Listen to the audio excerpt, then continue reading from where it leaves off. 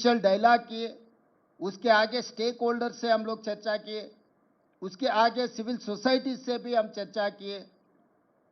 पूरा राज्य में जितने भी जिले हैं, हर जिले को हमारा एक्सपर्ट्स कमेटी को हम भेज दिए, ग्रुप ऑफ मिनिस्टर्स को वहां पर भेज दिए, लोगों का आवाज सुने, लोगों का सवाल को जवाब दिए सरकार ने।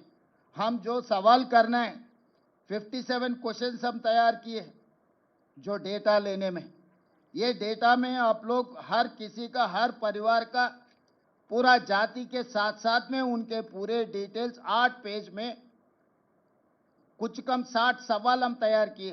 ये सवाल सरकार ने बंद कमरे में बाबू लोग नहीं बनाए, जनता से हम सुझाव लिए, वो सुझाव लेकर हम लोग ये पूरा 8 पेज का क्वेश्चनियर बनाए।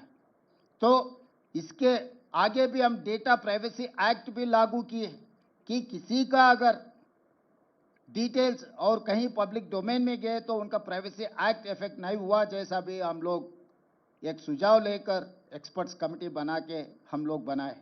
पूरा राज्य को हम लोग 95,000 यूनिट्स बनाए, 95,000 एन्यूमरेटर्स को अपॉइंट किए। हर एन्यूमरेटर 150 घरों में जाकर 60 दिन में पूरा समाचार लेकर आना है, वो खुद ने डेटा एंट्री भी करवाना है। हर 10 एन्यूमरेटर को एक सुपरवाइजर को लगाए, कम से कम 10,000 लोगों को सुपरवाइजर बनाए कि ये 10-10 एन्यूमरेटर सही तरीका से काम कर रहे हैं, सही तरीका से समाचार ले रहे हैं, सही तरीका से कंप्यूटराइजेशन करवा रहे, सब सारे हम लोग सुपरवाइज किए। एन्यूमरेटर से लेके चीफ सेक्रेटरी तक बार बार हमारा ग्रुप ऑफ मिनिस्टर्स रिव्यू किए। मुख्यमंत्री होदा पे मैं भी 8 बार रिव्यू किया, सुझाव दिए। उसके बाद पूरा डेटा बनाने के बाद हम लोग पब्लिक डोमेन में रख दिए। उसके आगे भी कुछ सुझाव आए, 96% एन्यूमरेट किए, उसके आगे 4% नहीं किया था। लोग दोबारा मांगे, 60 दिन के बाद हम लोग और भी एन्यूमरेट करने के लिए तैयार है, हमको मौका नहीं मिले। उसके बाद हम ऑनलाइन मौका दिए, टोल फ्री नंबर दिए, ऑफिसेस में काउंटर खोल के रखा है, कोई भी आए आप इसमें शामिल हो जाओ, इसमें भर्ती करो, इसका डेटा दे दो। दोबारा भी हम 14 दिन मौका दिए। तो 3 महीने में ये सब सारे कर दे के हम एक तरीका से without any controversy, without any legal litigation, without any political interference, we have made a very good policy document of caste census. आज इस देश में तेलंगाना मॉडल हर किसी के लिए काम पे आ जाएंगे। हम लोग जिम्मेदारी समझ रहे हैं, हम लोग किसी को कम करने के लिए कोशिश नहीं कर रहे हैं। मोदी जी या केंद्र सरकार ने तेलंगाना मॉडल पूछे, तेलंगाना मॉडल से कुछ सीखे, हमको कोई एतराज नहीं है। हमारे जिम्मेदारी है, हम जिम्मेदारी से काम निभाएंगे, जिम्मेदारी से जो सवाल जवाब है हम देने के लिए तैयार है। इसीलिए आज केंद्र सरकार को और नरेंद्र मोदी जी को मेरा एक ही सुझाव है, अगर सचमुच जनगणना में आप जाति गणना करना है तो पहले ग्रुप ऑफ मिनिस्टर्स को अपॉइंट करो, उसके आगे एक्सपर्ट्स कमेटी बना दो। ये group of ministers and experts committee हर राज्य में जाकर राज्य सरकार से संवादन कर दे के उन लोगों का सुझाव भी ले लो। उसके आगे स्टेक होल्डर्स का भी आप पूरा देश भर आप मीटिंग लगवा दो। उसके आगे सिविल सोसाइटी से भी आप इंटरेक्शन का काम कर दो। ये सब होने के बाद टर्म्स ऑफ रेफरेंस, अब क्या पूछना चाह रहे, कौन सी तरीका से काम करना चाह रहे, कब तक आप पूरी करना है।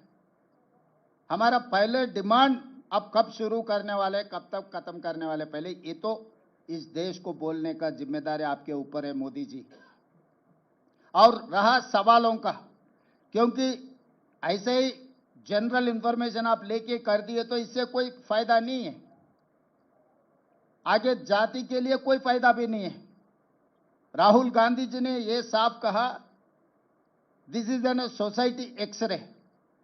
एक आदमी का अगर दवाखाने को गए तो एक्सरे किए तो जितने भी उनके प्रॉब्लम्स आइडेंटिफाई हो सकता है, समाज में जितना भी प्रॉब्लम्स है ये जनगणना में जाति गणना करने के वजह से एक्सरे मिलेगा।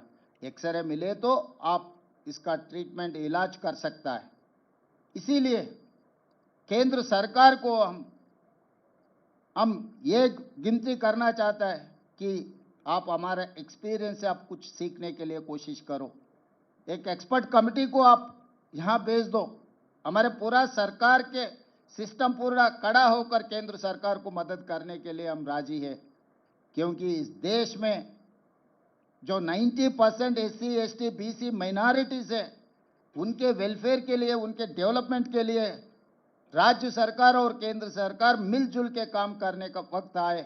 आज वो सवाल पूछ रहा है, सवाल कर रहा है राज्य और केंद्र सरकारों को। इन लोगों को भरोसा देने का जिम्मेदारी प्रधानमंत्री होते हुए आपके ऊपर, तेलंगाना मुख्यमंत्री, मेरा ऊपर बहुत बड़ा जिम्मेदारी है। ये जिम्मेदारी निभाने के लिए हम तैयार है, हम राजी है। यहाँ पर कोई राजनीति करने का इरादा हम लोगों को नहीं है। हम लोग केंद्र सरकार को मदद करने के लिए, साथ मिलकर काम करने के लिए हम तैयार हैं।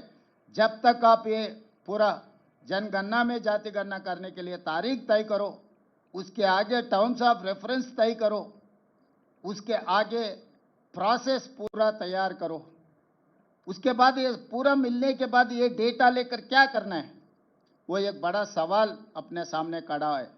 इसीलिए हम लोग एक्सपर्ट्स को, जस्टिस सुदर्शन रेड्डी, कंचे अय्यलैया, प्रोफेसर शांता सिन्हा से एक कमेटी डाले, ये पूरा डेटा देके हम लोग क्या मदद कर सकता है इन लोगों को, हर जाति के लिए हम क्या कर सकता है। All these are experts in the society, they have rich experience. उनके एक्सपीरियंस से हम सुझाव लेके सरकार आगे बजट में, एम्प्लॉयमेंट में, एजुकेशन में, हर जगह में उन लोगों का हक देने के लिए हम लोग कोशिश कर रहा है। इसीलिए आज केंद्र सरकार को धन्यवाद कहते हुए आगे जो रास्ता खोलना है, आगे जो सवाल अपने सामने खड़ा होने का मौका है, ये सवालों को जवाब हमारा एक्सपीरियंस से आप ले लो। हम लोग केंद्र सरकार के साथ मिलकर काम करने के लिए हम तैयार हैं। మీడియా మిత్రులారా, మీకందరికీ తెలుసు, 100 సంవత్సరాల నుంచి ఈ దేశంలో 1931 బ్రిటిషర్స్ ఈ దేశాన్ని పాలిస్తున్న సందర్భంలో ఈ దేశ జనాభాలో ఉన్న వాళ్ళ కులాల వారీగా వివరాలు సేకరించడం జరిగింది. దాదాపుగా 100 సంవత్సరాల నుంచి ఇప్పటి వరకు మళ్ళీ ఈ పూర్తి స్థాయిలో సమాచార సేకరణ జరగలేదు. 2010లో మన్మోహన్ సింగ్ గారు, శ్రీమతి సోనియా గాంధీ గారు యూపీఏ చైర్పర్సన్గా ఉన్నప్పుడు ఒక ప్రయత్నం చేసిండ్రు, సమాచార సేకరణ చేసిండ్రు. కానీ ఆ వివరాలు పూర్తిగా ప్రజలకు అందుబాటులోకి రాలేదు, ప్రభుత్వం ఆమోదించలేదు. నరేంద్ర మోడీ గారు ప్రధానమంత్రిగా బాధ్యత చేపట్టిన తర్వాత ఆ నివేదికను కాలగర్భంలో కలిపేసిండ్రు.